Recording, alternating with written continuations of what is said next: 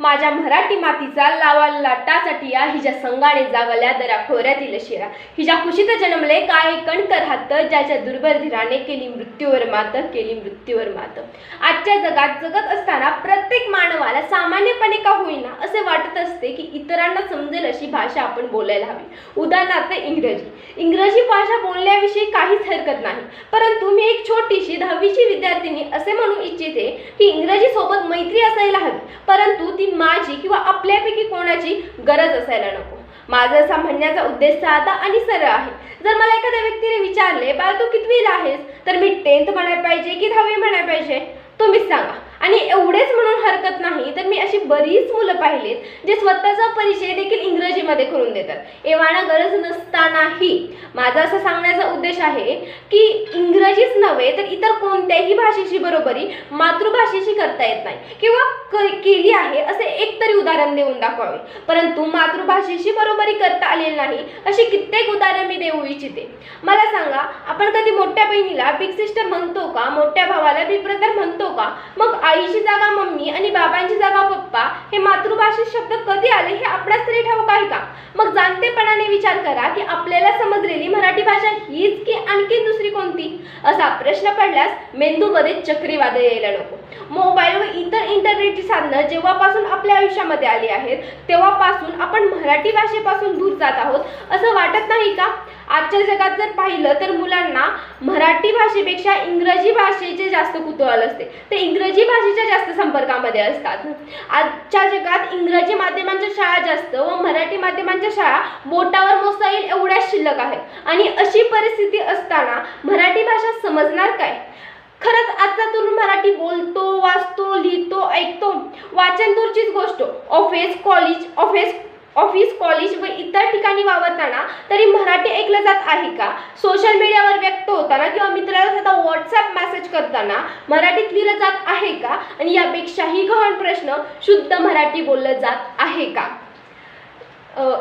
आजच्या मुलांना इंग्रजी भाषेपेक्षा मराठी भाषेचे कुतूहल जास्त असते आणि याला कारण जेव्हा मुलगा किंवा मुलगी जन्मते तेव्हा आई वडील त्याला हॅलो म्हणायला शिकवतात, नमस्कार नाही, गुड मॉर्निंग म्हणायला शिकवतात, परंतु शुभ सकाळ म्हणायला शिकवत नाहीत। कारण आजच्या आई वडिलांना असं वाटतं की माझ्या मुलाला मराठी नाही आलं तरी चालेल परंतु इंग्रजी आलं पाहिजे आणि हीच मानसिकता आजच्या तरुणाईला मराठी भाषेपासून दूर नेत आहे असं वाटत नाही का?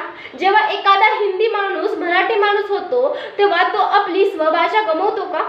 माझ्या मते जर सांगायचं झालं तर तो केवळ स्वभाषा प्रेमच गमवत नाही तर तो आपला स्वाभिमान गमवतो, तो आपलं स्वतत्व गमवतो आणि पुढे जाऊन आणखी काय काय गमवेल हे सांगणे जरा कठीणच आहे। आपल्या भाषेची, मातृभाषेची सणवार खाणेपिणे इत्यादीची लाज वाटणे हा महाराष्ट्राला लागलेला जुनाच रोग आहे। मुलाला हिंदी येते म्हणून कौतुक वाटायला हवे, परंतु त्याला मराठी न येता हिंदी येते याची लाज वाटायला हवी। पुढे जाऊन त्याला इंग्रजी येईल परंतु मराठी ऐवजी नाही, मराठी ऐवजी यायला नको, मराठी ऐवजी यायला नको। उद्या हाच मुलगा मोठा झाल्यावर आपल्या मातृभाषेची लाज वाटून घेईल, उद्या हाच मुलगा आई वडिलांची लाज वाटून घेईल तेव्हा नवल वाटायला नको। मग मात्र रडू नका, कारण तेव्हा आपल्या हातामध्ये काहीच शिल्लक नसेल। मराठी भाषा ही केवळ आपली बोली भाषा नाही तर ती आपली संस्कृती आहे, ती आपली ओळख आहे। मराठी ही आपली मूळ भाषा आहे आणि ती गमावणे निश्चितच नुकसानकारक आहे।